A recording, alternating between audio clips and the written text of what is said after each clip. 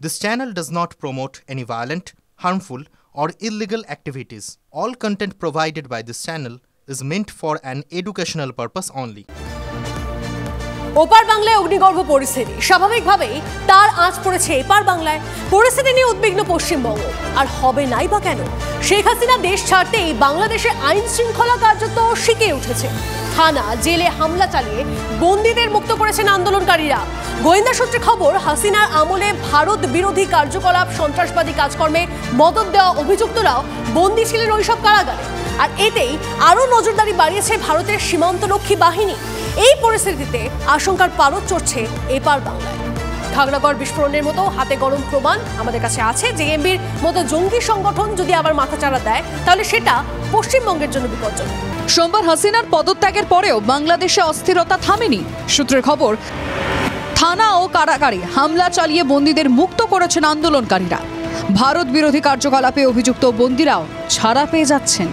জেএমবির মতো জঙ্গি সংগঠনের সদস্যরাও এই সুযোগে জেলের বাইরে পা রাখছেন। অন্তত 13টি থানা পুড়িয়ে দেওয়ার পাশাপাশি দুটো কারাগারে আন্দোলনকারীরা গিয়ে সমস্ত বন্দীদের মুক্ত করেছেন।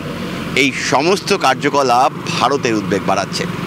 ভারতের বিভিন্ন গোয়েন্দা বিভাগ বলছে, বিভিন্ন কারাগারে বাংলাদেশে বন্দী ছিলেন জামাত, ইসলামী ছাত্র শিবির সহ নানা ভারত বিদ্বেষী সংগঠনের নেতাকর্মীরা। তারাও কেউ কেউ মুক্ত হয়েছেন, কেউ বা মুক্তির অপেক্ষায়। তারা বেরিয়ে আসতে পারলে আবার ভারতীয় সীমান্তে নানা ভারত বিরোধী কার্যকলাপ মাথা চাড়া দিতে পারে। এ রাজ্যে ভারত বাংলাদেশ স্থল সীমান্তের অনেকটা এলাকায় কাঁটা তারের বেড়া নেই। তার উপর সীমান্তের একটা অংশে রয়েছে নদী। এই সব এলাকা পাহারা দেওয়া সব সময়ই কঠিন কাজ। এখন এই পরিবর্তিত পরিস্থিতিতে বাড়তি সতর্ক বিএসএফ। নদীকেন্দ্রিক সীমান্তে বাড়তি নাইট ভিশন ক্যামেরা লাগানো হয়েছে।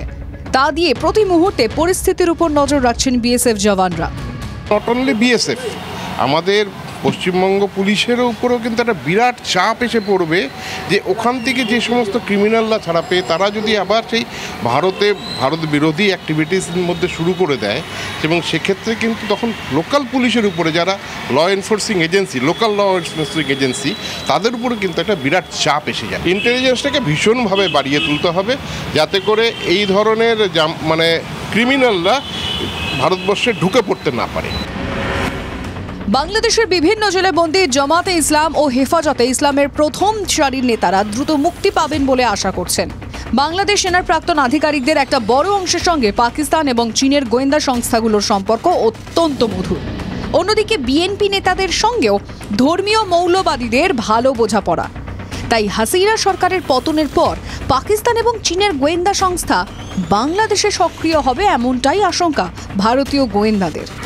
হেফাজতে ইসলাম ও জামাত শিবিরের নেতারা মুক্তি পেলে ফের বাংলাদেশে ইসলামিক মৌলবাদী শক্তিগুলি সংহত হয়ে আরও তীব্র ভারত বিরোধী কার্যকলাপের রাস্তায় হাঁটতে পারে বলে আশঙ্কা গোয়েন্দাদের।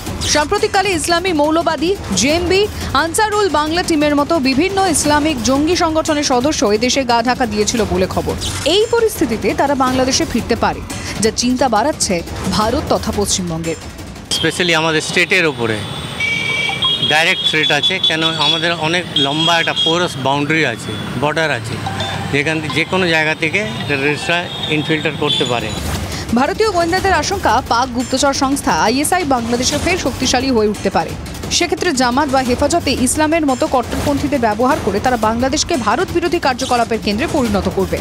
জাল নোট থেকে শুরু করে বেআইনি অস্ত্র পাচারের চক্র সক্রিয় হওয়ার আশঙ্কাও থাকছে। তবে বাংলাদেশের পরিস্থিতির ওপর এখন নজর রাখা ছাড়া ভারতের কিছু করার নেই। বিএনপি সহ বিভিন্ন রাজনৈতিক দলের নেতৃত্বের সঙ্গে কূটনৈতিক আলোচনার রাস্তা খোলা রাখছেন ভারতীয় গোয়েন্দারা, যাতে ভারত বিরোধী ধর্মীয় মৌলবাদী শক্তির উত্থান আটকানো যায়। বাংলাদেশ থেকে পালানো সেনার প্রাক্তন কর্তাদের ওপরও নজর রাখা হচ্ছে। তাঁদের গতিবিধি এবং কাদের সঙ্গে যোগাযোগ রাখছেন সেই বিষয়ে তথ্য সংগ্রহ চলছে বিভিন্ন স্তরে আলোচনা বৈঠক।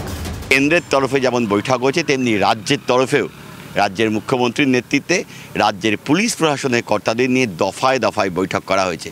বিএসএফের ডিজি সোজা চলে গিয়েছেন পেট্রাপোলে।